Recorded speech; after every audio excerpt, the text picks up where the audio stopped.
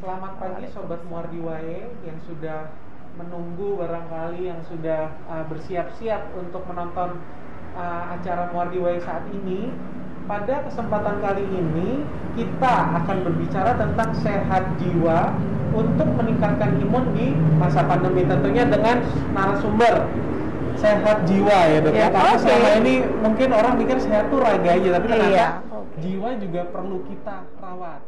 Selamat datang Dr. Fian, atau nama panjangnya tadi beliau sebut Dr. Tri Oktaviantini, spesialis kedokteran jiwa. Selamat datang Dr. Fian. Oh, Dr. Sandi. Terima kasih sudah menyempatkan waktu di tengah-tengah kesibukannya. Nah, yang pertama nih dok, langsung to the point terkait dengan sehat jiwa untuk meningkatkan imun. Ternyata sehat itu jiwa termasuk bisa dinilai sehat sekali.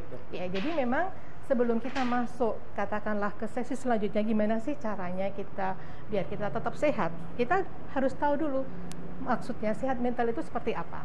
Berdasarkan dari beberapa literatur dari WHO ya, jadi seseorang yang dinyatakan dia sehat jiwa, sehat mental, itu yang pertama memang dia harus bahagia. Jadi memang bahagia itu merupakan kunci utama seseorang itu dia sehat mental atau sehat jiwanya. Yang kedua, memang harus ada pikiran optimis dan dia produktif juga, itu juga penting sekali, mampu menghadapi tantangan hidup di sekitar lingkungan sekitar dia, berperan di lingkungan sekitar dia, positif terhadap diri sendiri, dan yang paling penting adalah memiliki landasan spiritual yang baik sesuai dengan agama dan kepercayaan dia. Seperti itu ya. Jadi memang sebelum kita masuk ke selanjutnya, apa sih sehat mental itu? Ini loh, menurut WHO memang sudah ada kriterianya. Ada slide-nya ya dok ya? Sebentar, sedang disiapkan. Nah, sehat tadi dokter bilang bahwa dimulai dari pikiran, apakah mungkin perasaan juga mendukung dok? Benar. Jadi katakanlah perasaan yang dia bahagia, perasaan yang dia bahagia, dan karena dari syarat sehat jiwa tadi kan pikiran yang pertama adalah pikiran yang selalu bahagia. Dengan pikiran yang bahagia akan meningkatkan mood dari si yang katakanlah orang ini, sehingga dia stres yang ada pada dia lama-lama stresnya itu bukan sesuatu distress, tapi menjadi suatu eustress. Karena kita tidak katakanlah dengan COVID-19 ini adalah sesuatu stresor. COVID-19 adalah sesuatu yang tidak kita rencanakan, itu ada sesuatu yang mendadak sekali ya, dan itu dianggap sebagai suatu stresor. Nah, dengan adanya stresor, kalau kita menilik dari katakanlah dari HPA Axis ya, bahwa dengan stresor itu akan mempunyai potensi untuk meningkatkan hormon kortisol. Hormon kortisol, saya sedikit memasukkan dari ilmiah ya. Jadi dengan hormon kortisol yang meningkat itu, karena kita pokok bahasanya ini kan dengan sistem imun. Jadi kita memang sedikit, kortisol ini apa sih ya? Kortisol ini memang dia mempunyai peranan dalam sistem imun kita. Jadi dari kortisol dia bisa menimbulkan gejala fisik, tetapi dia juga bisa menimbulkan gejala-gejala psikis seperti itu. Ya, jadi dengan adanya katakanlah stresor, dia bisa menimbulkan gejala psikis. Jadi dengan adanya COVID-19 ini ada suatu stresor. Orang akan pertama kali, kalau kita coba flashback ke belakang pada bulan Maret, itu setelah adanya COVID-19, dia akan sedih, cemas, marah, takut seperti itu. Dan kadang memang yang selama ini kita lihat kan memang hanya gejala fisik saja ya, benar. Gejala psikis itu kadang memang tidak kita katakanlah lihat secara intens, tapi itu memang pengaruhnya besar sekali. Seperti itu Dr. Sandi sedikit. Baik, Dr. Fian. Nah, alhamdulillah sudah tersambung kita ke materi di PowerPoint tadi dokter bilang. Nah, oke. Dokter bilang di sini ada, sebelum dokter membahas nih, pertanyaan saya, kita tengok keluarga kita. Ternyata kan berarti kesehatan jiwa ini juga, terutama misalnya saya kepala keluarga, saya berarti wajib menengok anggota keluarga saya. Lingkup terkecil dari lingkungan kita adalah keluarga. lingkup yang paling penting adalah keluarga kita. Seperti ini ya. Jadi dalam artian gimana sih kondisi keluarga kita sebelum kita memang harus memandang yang lebih luas. Keluarga kita ini seperti apa? Seperti itu ya. Apakah sudah katakanlah dari kriteria dari WHO sehat mental itu, apakah dari keluarga kita ada sesuatu yang salah seperti itu? Dan sebagai panjenengan misal Dokter Sandi ini, ada apa di keluarga kita? Misal kalau ada masalah seperti itu, karena memang ini loh kuncinya itu di kita seperti itu. Karena saya juga kalau sebagai laki-laki mungkin sebagai playmaker istilahnya dalam satu keluarga kan ya, tentunya mungkin di sini Sobat Muardiwaya ada juga yang sama sebagai kepala keluarga itu kan jangan pernah egois berarti ya Dok. Sehat itu tidak hanya menyenangkan diri sendiri. Iya benar. Apa namanya, ternyata keluarga juga perlu kita perhatikan supaya sama-sama kita sehat, karena semua itu bermula dari kesehatan jiwa. Kesehatan jiwa seperti Baik, itu. silakan. Iya, jadi tadi sudah saya katakan bahwa COVID-19 itu memang suatu kejadian yang tidak diharapkan, tidak direncana dan tidak diduga.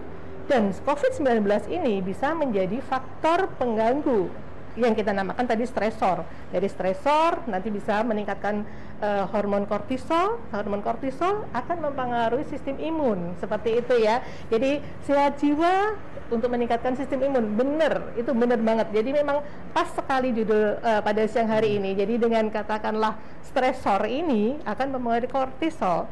Tetapi next selanjutnya bahwa di sini dikatakan bahwa stresor dari COVID-19 ini sebenarnya stresor ini tidak selalu akan merugikan. Kenapa dokter? Ya, kita tahu bahwa COVID-19 ini sesuatu yang katakanlah tidak diduga. Dan kita mau nggak mau memang harus menerima ini, menerima kondisi dari COVID-19 ini. Kita nggak bisa mengelak, kita tidak bisa katakanlah, itu suatu hal yang tidak ada, tidak. Jadi stresor tidak selalu merugikan atau distres. Bisa menjadi penguat ataupun peningkat dari eustress. Jadi memang kalau selama ini kita melihat bahwa COVID-19 itu memang suatu yang merugikan. Tapi di sisi lain sebenarnya dari COVID-19 ini sendiri adalah sesuatu yang bisa merubah, katakanlah sesuatu berubah untuk kita membangun suatu society yang loving, sesuatu yang baru memang seperti itu. Kita melihatnya memang seperti itu. Kita harus menerima dan habis itu kita harus beradaptasi seperti itu. Ya, dengan menerima dan beradaptasi ini kayaknya dalam banget maknanya Dok. Karena orang-orang seperti dokter bilang tadi bahwa stresor tuh kadang-kadang aku stres. Iya, ya kan? Oke. Kadang-kadang memang manusiawi bahwa seorang individu itu kalau stres kan reaksinya macam-macam. Iya. Terbanyak Dok, terutama menghadapi COVID gitu. Stres, jadi mungkin kita balik lagi tadi ya. Seseorang stres, otomatis dia akan bereaksi, berespon dengan stres itu. Sebenarnya itu suatu yang wajar kalau kita merespon sesuatu stres itu. Tetapi kalau itu berlebihan akan menimbulkan gangguan jiwa. Gangguan jiwa apa saja yang ditimbulkan bila kita katakanlah merespon, bereaksinya terlalu berlebihan, akan timbul yang pertama adalah ansietas atau kecemasan. Sebenarnya suatu hal yang lumrah ya, kecemasan misal katakanlah kita mau ujian seperti itu kan, pasti kita ada kecemasan atau ansietas. Yang kedua perasaan sedih atau depresi, perasaan katakanlah dia sepertinya tidak berguna, pada akhirnya memang pada depresi atau perasaan sedih ini yang kita waspadai adalah adanya tentamen suicide atau percobaan bunuh diri ya. Terus yang ketiga adanya gejala-gejala psikosomatis, itu yang sering kita dapatkan, itu ya. Jadi reaksi-reaksi bila itu wajar, oke. Tetapi itu bila berlebihan akan menimbulkan gangguan-gangguan jiwa yang sudah saya sebutkan tadi ya. Jadi seperti ansietas, yang pertama kali pasti ada perasaan takut, cemas, engkoge seperti itu. Yang kedua adanya perasaan depresi, psikosomatis seperti itu ya. Panik seperti itu. Berarti itu suatu tingkatan. Misalnya Dok, saya pernah terinfeksi. Saya pernah sebagai seseorang yang pernah terinfeksi COVID misalnya Dok. Pada saat terinfeksi, itu kan pasti langsung, aduh takut, saya harus diisolasi, saya nanti bisa sembuh seperti semula atau tidak, atau saya mungkin berakhirnya ke kematian gitu. Itu tingkat apa, Dok? Kalau kita melihat seseorang itu juga defense mekanisme dia seperti apa, itu yang harus kita garis bawahi juga, dan juga dukungan dari keluarga. Makanya saat ini nanti kita bahasanya tentang tips-tips apa sih, Dok? Tips-tips apa sih, Dok, menghadapi semua itu? Sobat Muardiwae, saat tercemas pertama adalah menunggu hasil swab. Anggaplah, Dok, ya kan? Kita semua sekarang, saya rasa mungkin beberapa individu, beberapa sobat Muardiwae, angka kesadarannya terutama, aduh saya abis ini saya swab deh. Oh saya abis ini saya periksa, ya mungkin ada beberapa yang rapid lah, ada yang swab, itu ya bervariasi. Tetapi kan pasti tingkat kesadaran terutama kita tenaga kesehatan ini kan, Dok, lebih tinggi. Misalnya, aduh saya sepertinya kemarin habis kontak sama pasien tersebut ini. Ternyata misalnya swabnya positif ya, Dok, swab. Nah kalau pengalaman pribadi menunggu hasil swab itu udah cemas tahap pertama, Dok. Gimana tuh, Dok? Pertama pasti kan banyak yang orang mulai masuk kerja dengan menerapkan katanya protokol kesehatan, tapi pasti kan minta swab dulu gitu. Gitu, seperti itu. Dan reaksi pertama yang ditimbulkan itu pasti adanya ansietas atau kecemasan, jelas itu. Tapi saya katakan tadi, bila ini beresponnya wajar dan kita setelah kita berespon wajar, kita akan mencari tahu ini tuh benar-benar katakanlah kita tahapnya itu sesuai dengan kewajaran. Jadi tidak katakanlah kita langsung memborong dengan timbul gejala-gejala psikis, misal dia ansietas, berdebar-debar terus lah, itu baru tidak wajar. Tapi kalau masih dalam tahap wajar sih nggak masalah seperti itu. Walaupun kita menunggu hasil swab itu kan juga aduh kayak gitu ya. Makanya ini nanti saya akan bagikan beberapa tips ya, tips dalam katakanlah menghadapi COVID-19 ini ya. Baik, silakan, Dokter. Tips yang pertama yaitu jaga pikiran kita. Pertama itu, jaga pikiran. Bahwa kita tahu bahwa sifat pikiran kita itu seperti komputer. Ya, seperti komputer. Jadi pikiran itu bisa dilatih dan jadi kebiasaan. Dalam artian memang dengan katakanlah suatu habit. Ya, suatu kebiasaan itu memang dalam pikiran kita. Dan karena dia bersifat komputer, dia akan selalu mencari data-data pendukungnya. Jadi pada intinya harus tetap berpikiran positif gitu. Tetap harus, dan optimis. Selalu berpikiran positif, positive thinking dan optimis.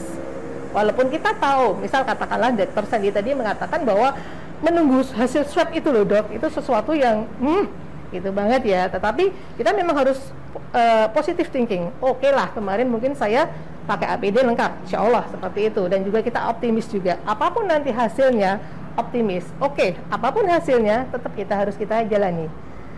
Dan yang kedua, stop pikiran negatif. Ya, segera ganti dengan kata-kata yang positif. Itu yang harus kita tanamkan, mindset di pikiran kita.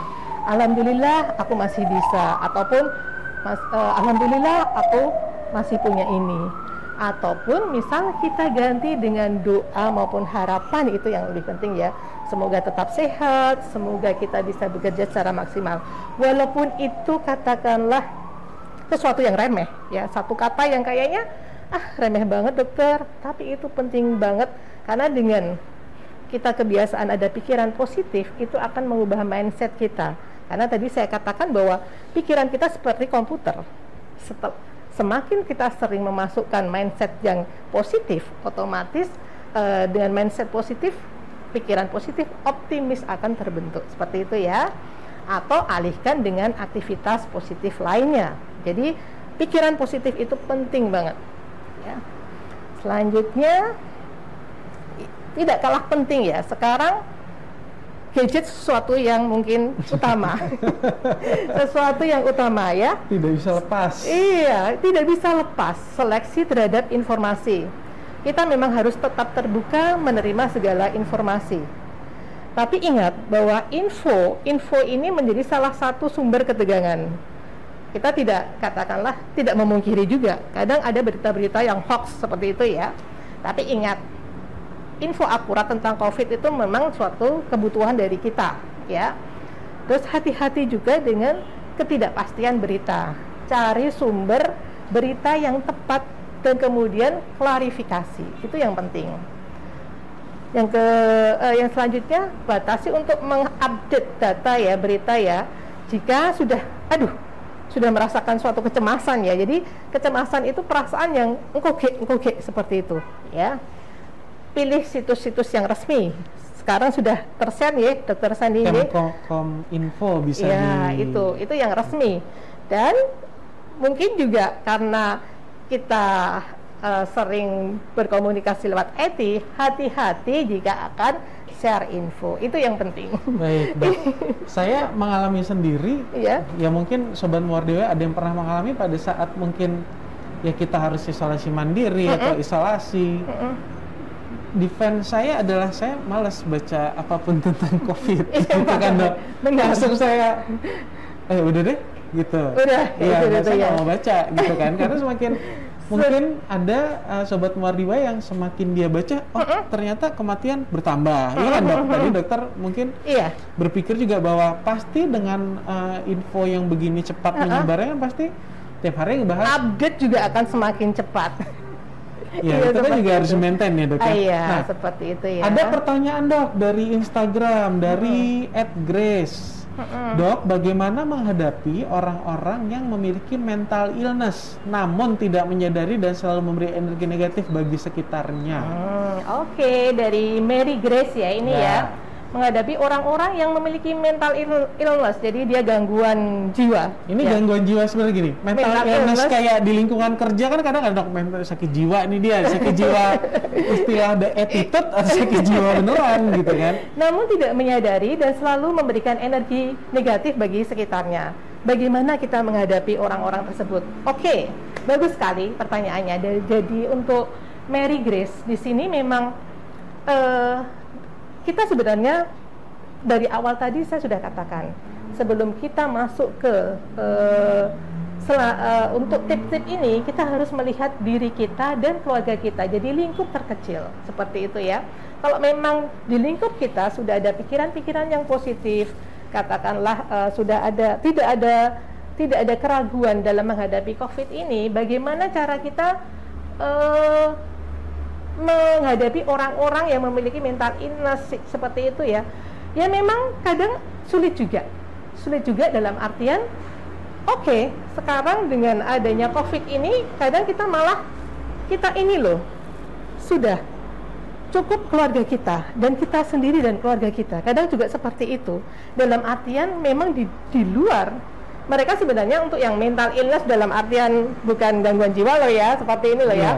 Mereka itu sebenarnya sudah tahu informasi yang katakanlah yang benar, tapi mereka selalu itu suatu konspirasi itu.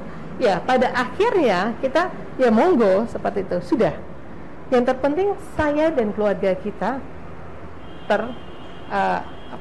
terlindungi seperti itu. Ya, dalam artian selalu memberi energi negatif pada sekitar. Iya. Walaupun kita tetap harus berusaha. Katakanlah berusaha memberikan informasi itu sebenarnya memang ada, COVID-19 ini ada, itu bukan suatu konspirasi. Tetapi kalau sudah sampai batas maksimal dia tetap tidak mau berubah, ya sudah, kembali ke diri kita pada saat itu, ya sudah, kita otomatis kita kembali ke diri kita dan keluarga kita, lingkup keluarga kita yang terkecil itu. Karena susah memang kita mau mengubah mindset seseorang itu, katakanlah secara instan loh ya. Ya, betul, Dok. Nah, gitu. Kalau menurut pandangan saya, Dok, yang saya sering temui, terutama ya mungkin terkait musim COVID ini ya, Dok, atau apapun lah. Orang itu kan ada dua, ada yang hanya bertanya kenapa tanpa tahu solusi, tapi ada juga orang-orang yang istilahnya datang untuk ngasih solusi, ya kan? Pertanyaan misalnya kita menghadapi lingkungan kita, tadi saya dari sisi bahwa saya pernah terinfeksi COVID misalnya. Bagaimana terutama lingkungan, mungkin kaitannya kenapa tadi saya tanya mental illness ini kan hanya istilah atau mental sakit jiwa ya dok? Orang, tetangga, lingkungan kita ada yang terinfeksi COVID. Reaksi pertama adalah pasti kok bisa? Dia dapetnya dari mana? Itu kan kadang-kadang bikin, kalau saya pribadi sudah mulai apa ya dok, nggak enak loh digituin, kok bisa sih gitu kan? Siapapun yang bertanya mungkin itu akan, kamu kok bisa ketularan? Pasti. Dan apa namanya, kadang-kadang yang secara tidak sadar, oh kemarin pakai APD-nya nggak lengkap, kemarin berarti kurang dong cuci tangan. Nah itu kan kalau bagi saya kok jadi malah negatif sih gitu loh. Gimana untuk orang-orang yang katakanlah dia sudah terinfeksi dari sisi seberang ini. Jadi memang katakanlah saya tahu ya, jadi memang untuk seseorang yang sudah terinfeksi atau terkonfirmasi, sekarang bahasanya terkonfirmasi. Terkonfirmasi. Pertama, jangan katakanlah salahkan pada orang ini, karena dia dengan penyakit itu sudah beban berat pada dia. Jadi tumbuhkan rasa empati pada orang ini. Dia tidak bersalah, dia juga tidak tahu saya itu dapatnya dari mana ya dok ya, seperti itu. Jadi tumbuhkan rasa empati pada pasien ini, itu yang penting. Yang kedua, hilangkan stigma-stigma negatif. Itu karena memang respon yang ditimbulkan seseorang itu pasti kamu COVID itu, itu korban COVID itu, nah seperti itu. Hilangkan stigma negatif pada pasien ini atau orang yang terkonfirmasi ini. Yang ketiga, memang tetap kita harus bantu tenaga kesehatan. Kita mendukung mereka karena mereka otomatis garda terdepan dalam menangani COVID ini. Itulah yang terpenting. Jadi hilangkan stigma karena mereka sudah terbebani dengan penyakit ini. Dengan katakanlah kita memberikan stigma yang negatif, semakin memperberat. Yang kedua, tumbuhkan empati. Itu yang penting. Baik. Berarti di sini juga tadi selain peran serta keluarga, peran serta lingkungan dan grup-grup yang ada di WA, dok. Lingkungan tadi kan lingkungan virtual kita sekarang sudah bukan hanya yang terlihat saja, tetapi lingkungan virtual. Apalagi sekarang pasti hampir setiap hari mungkin sampai lingkungan terkecil itu kan si X terkonfirmasi, si Z terkonfirmasi gitu kan dok. Oke. Baik, ada pertanyaan dari Sobat Muardiwa yang ada di Facebook. Dari Bu Nina. Terima kasih sudah bergabung Bu Nina. Nah ini sama nih kira-kira dok. Tips-tips nih dok ya. Dok, bagaimana sikap kita jika ada tetangga yang terinfeksi? Bagaimana sikap kita jika ada tetangga kita yang terinfeksi COVID, dan ini dari hasil swab, hasil swab itu sudah dinyatakan terkonfirmasi. Bagaimana sikap kita? Dan dia ada di lingkungan kita seperti itu. Apa yang harus kita lakukan? Itu ya. Dan misal dia dalam satu keluarga itu ada beberapa yang sudah terkonfirmasi. Kan setelah itu biasanya kita tracking kan dari keluarga itu, apakah mereka terkonfirmasi tidak. Dan setelah itu dari dinas biasanya kan pada keluarga ini akan dilakukan isolasi mandiri atau isolasi di rumah sakit. Nah, yang saja jadi pertanyaan, lingkungan sekitar ini terus gimana dokter? Seperti itu kan. Apa yang harus dilakukan? Memang dulu waktu pertama pasti dari pemerintah pasti melakukan lockdown seperti itu ya. Kita tahu dulu itu pasti lockdown di daerah tersebut. Istilahnya daerah tersebut satu lingkungan RT atau apa langsung tidak itu boleh. Langsung di lockdown seperti itu ya. Tetapi memang ada banyak faktor yang katakanlah tidak bisa dengan lockdown ini akan mengatasi masalah nyun sewu ya, karena ini kenyataannya memang seperti itu. Kita tidak bisa melockdown suatu wilayah, dia tidak harus bekerja atau katakanlah dia tidak boleh keluar dari daerah tersebut. Dia bekerja, dia harus mencari nafkah. Terus apa yang harus dilakukan untuk warga sekitar? Ini kan yang dari Bu Nina tadi kan, tetangganya gimana dokter? Seperti itu. Tetap kita katakanlah seminimal mungkin untuk keluar itu katakanlah diminimalkan dulu. Maksudnya kita memang tetap protokol kesehatan itu tetap kita terapkan. Harus pakai masker. Kalau ada 1 atau 2 yang terkonfirmasi positif, jangan sampai lepas masker. Karena kita tahu ya, Dr. Sandi ya, dari WHO sendiri kan memang selalu update ilmu tentang COVID ya. Kita tahu bahwa dulu penularannya sekarang katanya airborne seperti itu. Tapi ya oke lah, tapi jangan itu menjadi suatu keparanoidan gitu ya. Tetapi dengan katakanlah update ilmu itu juga jadi kewaspadaan kita.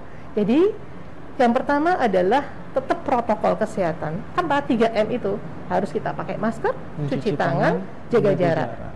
Seminimal mungkin juga memang untuk kegiatan di luar kita harus minimalkan. Kalau tidak penting sekali, sudah cukup di rumah saja. Kalaupun memang dia ada pekerjaan, oke. Yang memang tidak, katakanlah tidak bisa ditinggal, oke, tidak apa-apa. Tetapi sepulang dari kerja, sepulang dari katakanlah aktivitas di luar, kita harus selalu cuci tangan, ganti baju. Itu yang harus kita terapkan. Baik, terima kasih. Semoga jawabannya dari Dr. Fian bisa diterima oleh Bu Nina. Nah, lanjut nih Dok. Ada pertanyaan dari Eka Rahma. Terima kasih Mbak Eka.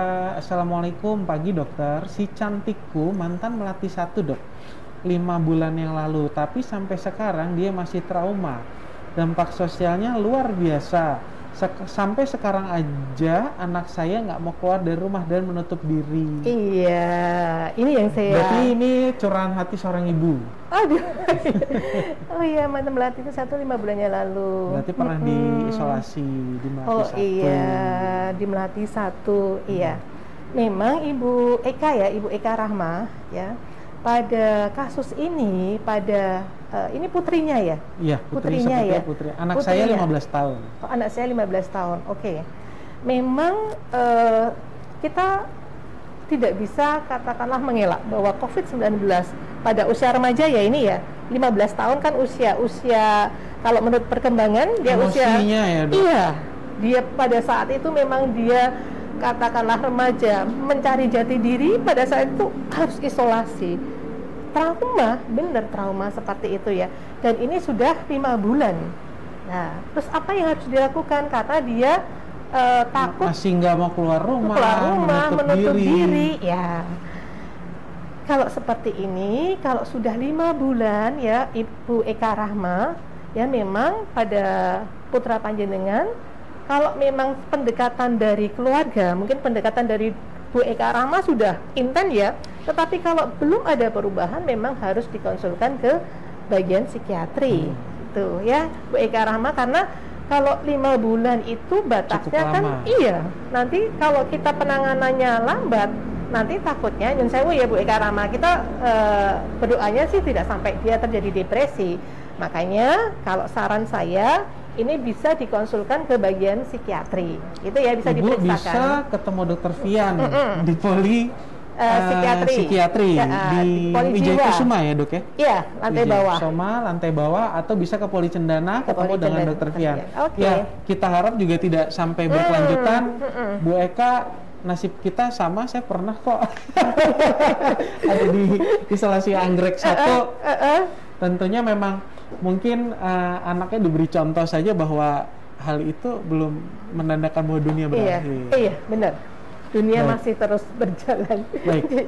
Oke. Ada pertanyaan satu lagi dok di Instagram dari @ardianbayu. Dok, bagaimana cara menghilangkan rasa khawatir berlebihan pada kondisi saat ini, terutama di masa pandemi? Bagaimana cara untuk menghilangkan rasa khawatir yang berlebihan pada Untuk ini takut dok, cuci tangan, ya kan dok? OCD kemana ya, jadinya obsesif kompulsif. Itu katanya kan gangguan jiwa juga dok. Iya. Gimana dok? Makanya tadi sudah saya katakan bahwa reaksi terhadap suatu stresor, kalau dia bereaksi sewajarnya sih tidak apa-apa.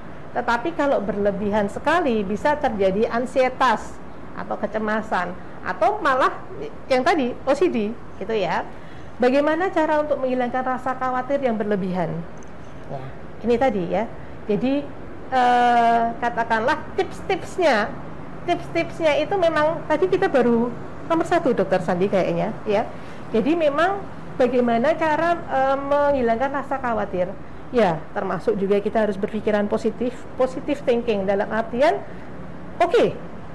untuk protokol kesehatan sudah kita terapkan. Itu sudah katakanlah positive thinking. Dengan katakanlah protokol kesehatan yang walaupun tidak sampai OCD loh ya, ini ya. Terus yang kedua, selain itu kita harus update informasi juga, tetapi yang memang benar-benar dari situs-situs resmi ya, seperti itu. mungkin bisa saya lanjutkan, boleh, dokter silakan sambil dilanjutkan, dokter Sandi Dokter ya. Oke. Jadi ini bisa menjawab pertanyaan dari Ardian Bayu ya. Jadi katakanlah bagaimana sih caranya untuk katakanlah menghilangkan rasa kecemasan yang berlebihan ini, terutama pada masa pandemi ini.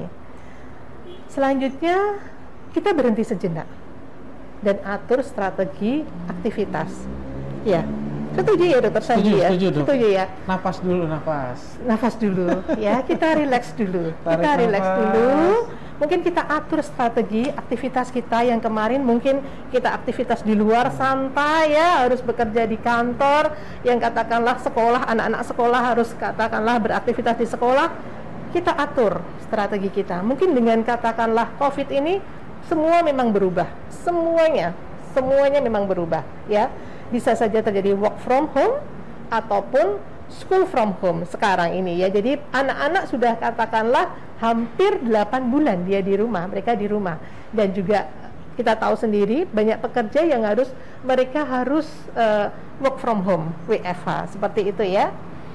Selanjutnya, nah di sini selain memang ada katakanlah atur strategi, selipkan waktu untuk relax, santai.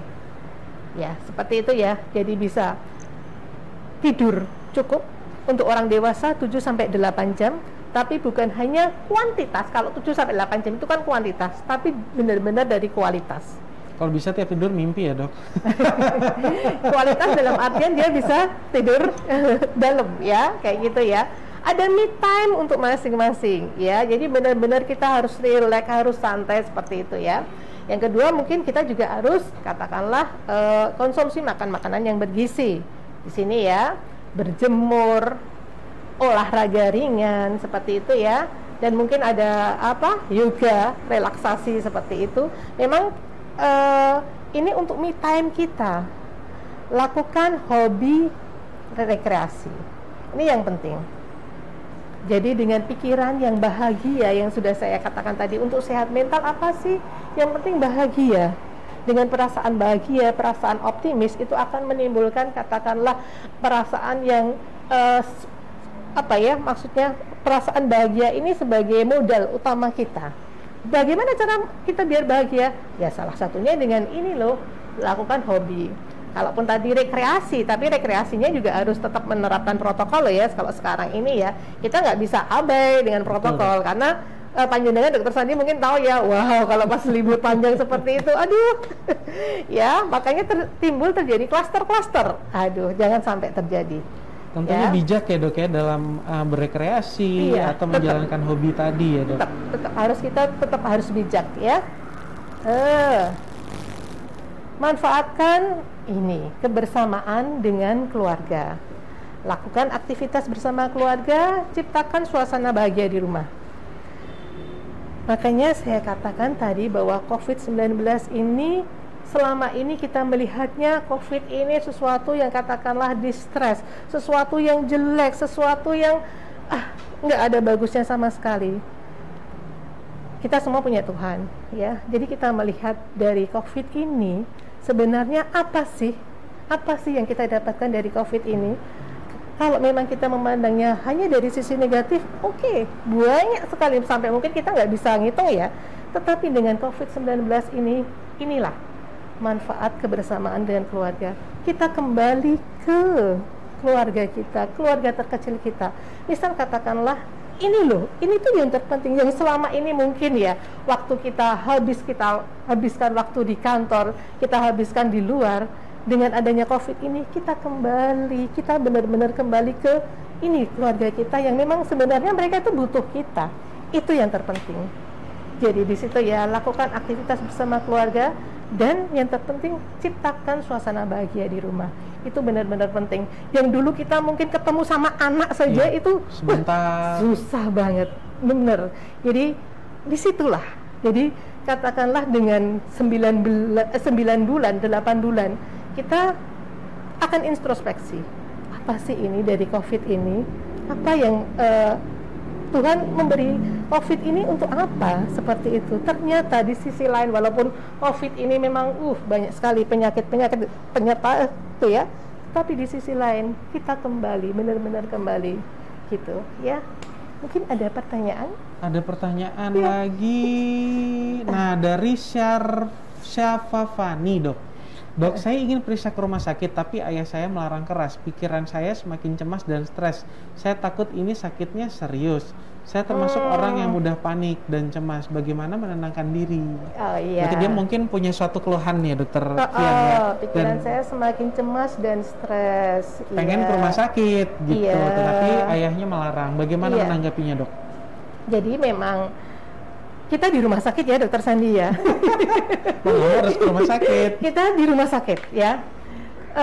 Untuk Ibu Syafahani ya, Syafahani. Jadi memang mungkin panjenengan bisa memberikan edukasi pada ayah panjenengan dalam artian bahwa di rumah sakit karena kita sekarang di Muardi itu memang untuk jadi di rumah sakit itu sudah ada beberapa kawasan ya, Dok.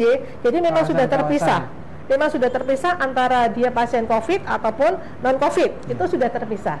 Jadi memang ya insya Allah tidak ada keraguan kalau panjenengan tindak ke rumah sakit untuk memeriksakan penyakit panjenengan. Karena memang di semua rumah sakit, tidak hanya di Muardi, itu sudah katakanlah terpisah kawasan-kawasannya.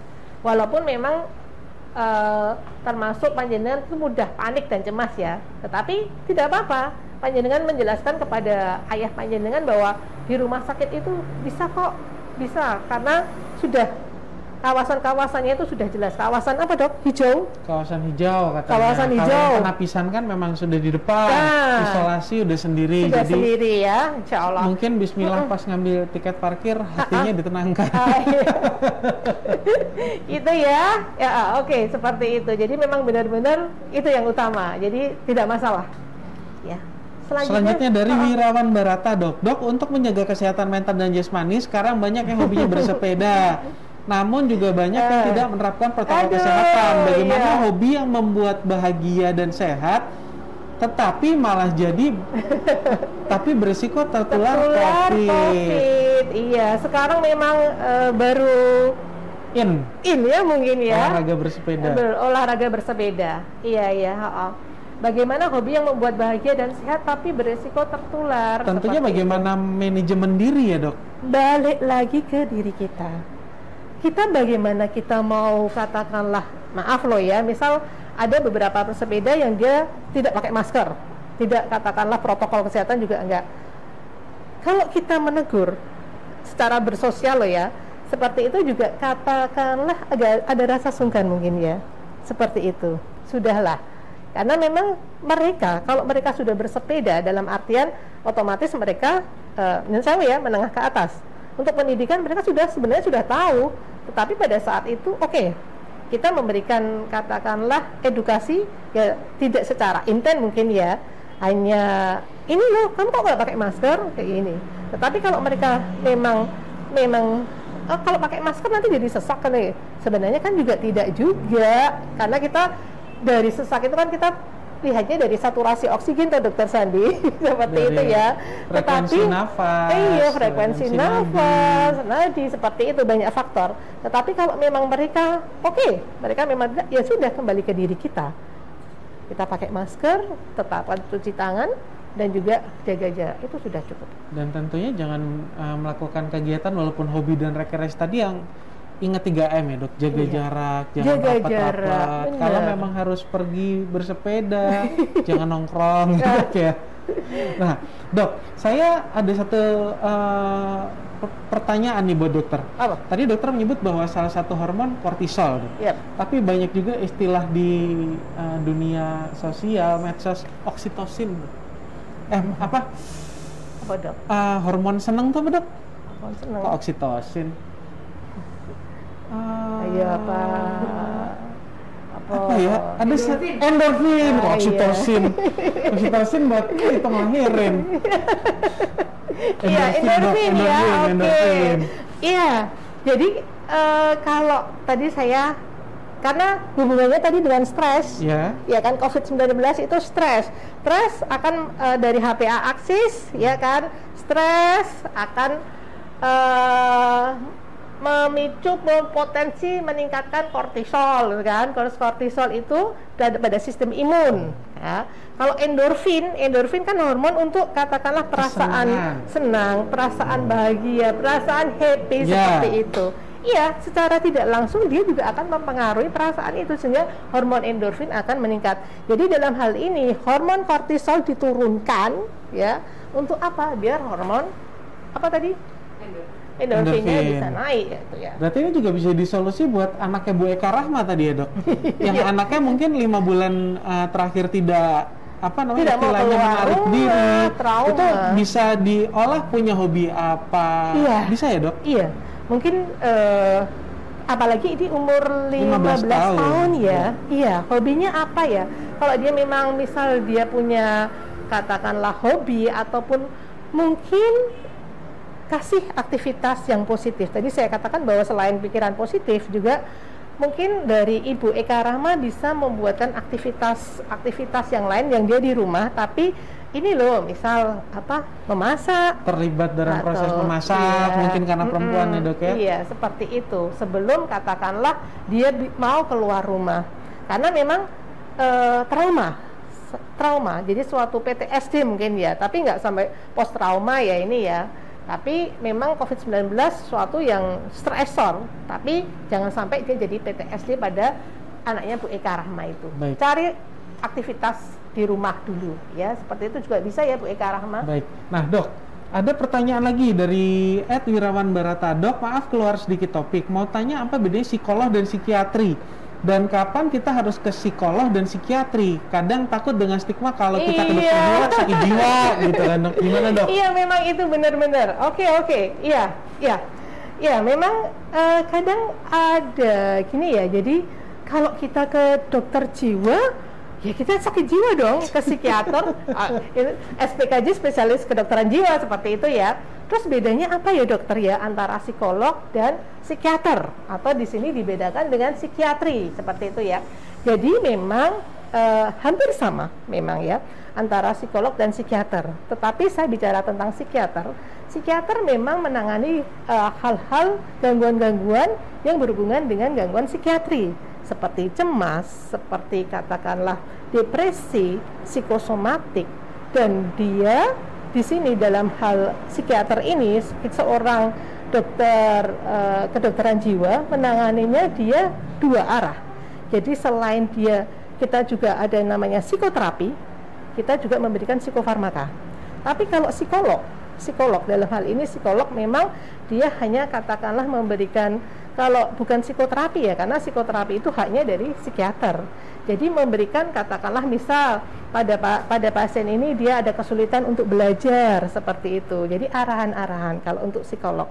Tapi kalau untuk psikiater sudah pada gangguan, misalnya dia ada gangguan kecemasan, depresi, psikosomatik, kita tidak hanya menyarankan saja, karena pada gangguan ansietas, pada gangguan katakanlah depresi.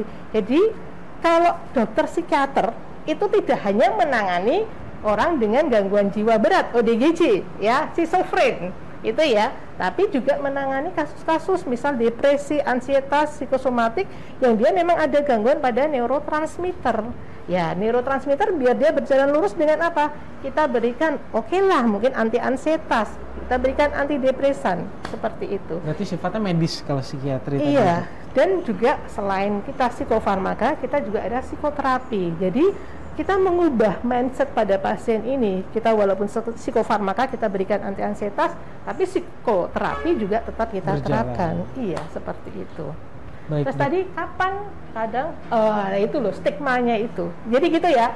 Nah, jadi kalau ke psikiater itu bukan itu pasti gila, bukan. Gitu ya. Oke, itu yang penting. Selanjutnya, Dok, pertanyaan dari @Veroika Mia. Dok, apakah orang yang tidak percaya COVID kemudian memprovokatori orang lain untuk berpikiran dengannya dan bersikap negatif terhadap orang yang tidak semua termasuk gangguan jiwa? Apakah ini juga tambahan, saya mau nanya, bisakah mengancam kesehatan jiwa, Dok? Gangguan jiwa itu gangguan jiwa yang memprovokatori itu kan. Seperti kasusnya yang di Bali itu ya mungkin ya. Iya. Seperti orang yang dikasih di Bali itu ya. Oke. Jadi memang kita tidak bisa katakanlah menjudge seseorang, oh kalau itu dia gangguan jiwa, tidak bisa. Tidak bisa, dan itu stigma seperti itu jangan ya, karena akan mempengaruhi banyak aspek. Karena kalau kita menentukan seseorang dengan gangguan jiwa, apakah ini psikotik atau non psikotik, seperti itu memang ada beberapa kriteria seperti itu ya. Jadi apakah orang yang tidak sepaham dengannya termasuk gangguan jiwa? Ya banyak faktor ya seperti itu ya. Kalau dia ya ini kembali lagi ke individu ini ya. Individu ini, kenapa dia sampai katakanlah tidak percaya dengan COVID dan dia mempengaruhi lingkungannya? Pada individu ini ada apa? Katakanlah dia kepribadiannya seperti apa? Banyak faktor pada individu ini. Mindset saya sudah pada yang di Bali itu ya, yang siapa? Itu. Tit itu ya. Pokoknya itu. Ya, itu sudah saya, karena banyak faktor itu. Banyak faktor yang mempengaruhi kenapa dia sampai tidak percaya dengan ini walaupun memang sudah banyak faktanya. Tuh. Baik.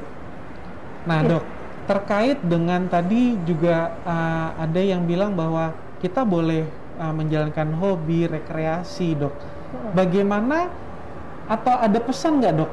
Gimana caranya seorang kepala keluarga atau anggota keluarga pasti kan pengen nih, Dok, saya menjalankan hobi yang kayak tadi sepedahan, tapi gimana kegiatan atau hobi saya ini tidak menimbulkan efek negatif, dalam arti tetap kita harus sadar diri bahwa saya misalnya harus bersepeda dengan menggunakan masker, atau misalnya dokter menyebut contohnya rekreasi ya, sekarang orang-orang mulai berekreasi ya, Dok. Benar. Ya tentunya lagi-lagi, Dok, gimana caranya agar di saat kita ingin melakukan sesuatu yang tadi mungkin udah lama banget pasti ada lah perasaan seperti oke, kita memutuskan untuk menjalankan kegiatan tersebut. Iya. Bagaimana untuk tetap menjaga kesehatan dan kesehatan jiwa? Tentunya kesehatan jiwa ini kan terkait dengan jangan sampai saya menularkan tertular menularkan orang, gimana, atau Dok? tertular seperti itu ya. Kembali lagi tadi memang untuk katakanlah biar kita bisa menjaga kesehatan jiwa kita dengan kita menyalurkan hobi kita, menyalurkan katakanlah kita berekreasi seperti itu yang seperti dikatakan Dokter Sandi, seperti itu memang sudah benar, Dokter, sebenarnya untuk katakanlah kita tetap protokol kesehatan itu tetap. Mungkin sekarang di layar-layar TV sudah banyak, karena nanti per Januari itu saya sepintas itu sudah lihat ya, mungkin dari Menteri Pendidikan pertemuan kemarin seperti itu. Sepintas memang intinya, sepintas dari yang ditampilkan itu memang protokol kesehatan, ya kan? Jadi memang cek suhu tubuh, katakanlah harus memakai masker, jaga jarak, cuci tangan, itu tetap dimanapun berada itu tetap dilaksanakan, walaupun nanti di tempat katakanlah rekreasi, di tempat olahraga, di tempat katakanlah nanti anak-anak kita sekolah itu memang tetap protokol kesehatan tetap diterapkan. Selain itu juga yang saya katakan tadi, tips-tips untuk katakanlah kita biar sehat jiwa, sehat katakanlah mental kita, selalu berpikiran positif, thinking positif, dan dengan berpikiran positif untuk optimis kita itu juga akan tetap terjaga, perasaan optimis itu. Mungkin gitu. Semoga tipsnya bermanfaat nih. Ada lagi nih, Dok, pertanyaan dari Putri. Assalamualaikum, Dok, mau tanya, saya kan pernah mengalami trauma yang buat saya itu cukup berat dihilangkan. Kadang kalau ingat lihat malah kayak takutnya itu luar biasa, Dok. Berarti mungkin kayaknya beliau ini pernah punya trauma yang cukup berat. Terus kadang kalau diingat malah ketakutan. Tunggu, gimana ya, Dok, agar bisa menghilangkan rasa trauma itu sendiri? Maaf keluar dari topik. Ya, anggaplah urusannya sama. Iya, memang. Jadi kalau ini diceritakan bahwa Putri saya pernah mengalami trauma yang berat. Oke. Kita masukkan ini suatu post trauma stress disorder. Itu memang untuk Putri ya. Jadi memang tidak bisa kita instan dalam artian ini loh, Dok, agar bisa menghilangkan rasa trauma itu. Ini traumanya seperti apa? Jadi memang kita harus bertahap ya, Dokter Sandi ya. Jadi dalam menangani suatu trauma PTSD ya, PTSD namanya, post trauma stress disorder itu, kita juga harus tahu traumanya seperti apa. Apakah katakanlah kan trauma itu kan juga ada grade-grade-nya ya. Trauma misalnya saya perpisahan dengan meninggalnya pasangan itu termasuk grade yang pertama, trauma. Trauma paling besar. Iya, paling besar. Jadi meninggalnya pasangan hidup itu termasuk stres yang paling utama. Jadi ada grade-grade-nya, perceraian ya. Ini sudah masuk grade yang mana trauma ini? Trauma yang dialami oleh putri ini. Setelah itu otomatis kita penanganannya mungkin dengan psikoterapi. Terus gejala apa yang ditimbulkan pada putri ini? Apakah timbul rasa takut, rasa trauma? Apakah kita harus bisa memberikan psikofarmaka? Dalam hal ini psikotropik pada pasien ini, pada putri ini, seperti itu. Jadi memang lebih baik memang katakanlah kita juga harus bertemu ya, karena trauma yang buat saya cukup berat gitu ya. Jadi memang kita harus tahu traumanya itu seperti apa, baru kita bisa menangani pada kasus ini ya. Tetapi memang mungkin yang pertama ya untuk putri ya ini ya, memang agak susah juga ya. Misal katakanlah ini traumanya berat seperti itu, pikiran positif thinking, apapun itu masalahnya mungkin bisa ditangani dengan seperti pada COVID ini, positive thinking. Yang kedua, hilangkan pikiran negatif. Kita harus optimis dengan positive thinking, optimis bahwa trauma ini akan hilang dengan sendirinya. Yang kedua, seperti yang saya ceritakan tadi, lakukan aktivitas, selipkan aktivitas yang menyenangkan, me time seperti itu ya, me time itu penting banget ya. Terus yang ketiga, memang manfaatkan mungkin ini dengan keluarga terdekat itu. Kalau ada apapun yang mengganjal di hati, karena memang jadi teknik psikoterapi yang paling mudah Dokter Sandi adalah kita bercerita kepada orang lain. Itu namanya ventilasi. Walaupun kayaknya kan simpel banget sih Dok, iya. Tetapi dengan kita ventilasi itu suatu, kita bercerita kepada orang lain, itu kita ventilasi, sudah mengurangi beban dari dalam hati kita. Itu katakanlah suatu psikoterapi yang paling mudah. Walaupun nanti solusinya memang kembali ke diri kita, tetapi beban di sini kan sudah turun seperti itu. Ya, baik, itu juga. Semoga bisa menjawab pertanyaannya dari Mbak Putri. Nah Dok, saya udah dikabarin waktunya kurang dari 10 menit nih Dok. Saya pengen tanya terkait menjaga kesehatan jiwa Dok. Kalau yang kita hadapi mungkin sesama tenaga medis. Tadi ada beberapa pertanyaan kan Dok, saya takut ke rumah sakit. Tapi kita di situasi yang saya nggak bisa takut ke rumah sakit gitu kan. Saya harus ke rumah sakit yang mungkin setiap hari surprise. Oh ternyata pasien yang saya rawat ternyata pasien yang saya rawat gitu. Iya, ini kan juga tenaga medis dari mulai yang di IGD sampai yang mungkin tenaga medis yang memang bertugas di ruang isolasi seperti itu. Oke. Bagaimana caranya? Tips-tipsnya untuk katakanlah nakes ini loh, nakes dalam artian dia yang sebagai garda terdepan dan terbelakang Dok.